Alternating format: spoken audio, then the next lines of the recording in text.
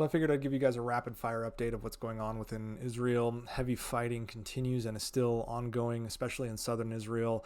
The city of Sderot is a big focal point there. Israeli defense and police forces are occupying and taking more ground away from Hamas. Hamas is claiming that they have moved the Israeli military and civilian hostages that they have captured to tunnels beneath Gaza Strip in an attempt to use them as shields against Israeli airstrikes because Israel usually targets these tunnels. Israeli defense officials are stating that they expect and are preparing for a multi-front war with upwards of 100,000 Israeli reservists able to be ordered to active duty within the next few hours. The Israeli National Security Council has approved ground operations to begin in Gaza Strip, which means that if Hezbollah holds to its word, they will become involved in the fight as well out of Lebanon. Israeli defense forces are reporting that they have recaptured Reem, which is a military base in southern Israel near Gaza Strip that was overran in the early stages of this invasion by Hamas. 4 Israeli Apache helicopters were shot at, and they were struck by small arms fire, but apparently were able to return to safety after conducting their missions. That base in southern Israel is where the commander of the base was captured, and he's been paraded around as a hostage by Hamas. Additionally, 31 Israeli Defense Force battalions of infantry and armor are currently engaging in heavy fighting around the Gaza Strip and around southern Israel, with another 4 battalions to be en route. This is a significant amount of troops, of roughly between 30 and 40,000 Israeli troops fighting right now.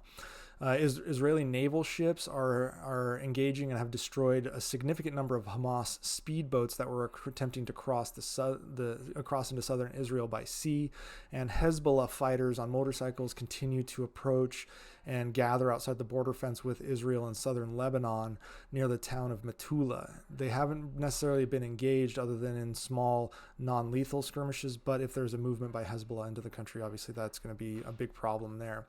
The Israeli Minister for Energy and Infrastructure has signed an order that directs the National Electric Company to halt the supply of electricity to Palestinian Authority in the Gaza Strip.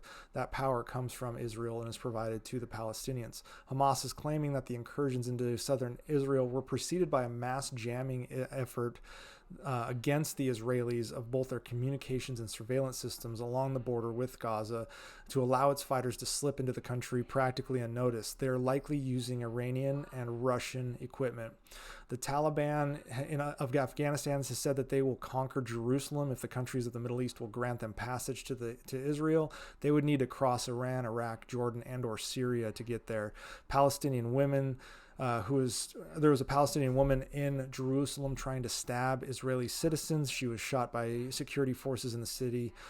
The appearance of Hamas terrorists driving around with bodies of dead naked women and children. They have shown videos of beheading children. There's been hostage mutilation by the Hamas terrorists, and as well as Hamas terrorists walking the streets, killing Israelis indiscriminately as they in the occupied towns. This is very reminiscent of Russian operations in Bucha. Rocket barrages have killed dozens of children, and which is no different than what Russia has done in Ukraine. Palestinian media claims that Hamas has captured at least 50 Israeli women and have taken them back to Gaza Strip. The images circling showed the number of women being paraded through Gaza, and some being as young as 10 years old, having been severely beaten. Israeli Minister of Defense Yoav Gallant today said today, we saw the face of evil. The Hamas terrorist organization has launched a brutal attack against the citizens of the state of Israel, attacking men, women, children, and the elderly indiscriminately. Hamas will understand very quickly that it has made a mistake, a grave mistake, and will pay a heavy price. 15 years ago, as the head of the Southern Command, I came close to breaking the neck of Hamas. I was stopped by the political echelon. This phenomenon will not continue. We will change the reality on the ground in Gaza for the next 50 years. What was before will be no more. We will operate at full force. I ask Israeli citizens to remain determined and support our security forces. That came from the Minister of Defense of Israel. The Prime Minister of Israel, Benjamin Netanyahu, has reportedly spoken to President Biden, who stated that the United States is in total support of Israel and will provide anything that is needed to defend their country. U.S. Secretary of Defense Lloyd Austin has spoken with his counterpart in Israel to discuss the ongoing situation in southern and northern Israel and to provide assistance and support if Israeli Defense Forces need within the next days to weeks ahead. Interestingly, on the home front, police forces in major cities, including New York City, have increased surveillance and security around synagogues and Jewish centers in the city due to the war in Israel and the potential threat by Hamas to expand their operation against the Jewish people abroad.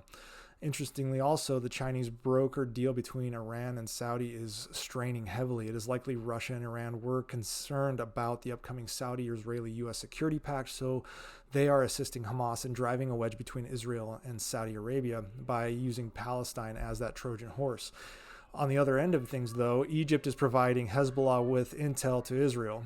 A fake letter is circulating on the internet saying Saudi and Iran have joined in blaming Israel for what is going on, but the real letter states something completely different, saying the Kingdom of Saudi Arabia is closely following the developments of the unprecedented situation between a number of Palestinian factions and the Israeli occupation forces, which has resulted in high level of violence on several fronts there. The kingdom calls for an immediate halt to escalation between the two sides and protection of civilians and restraint. So this is not a terrorist attack. This is a coordinated attack using Russian and Iranian provided equipment.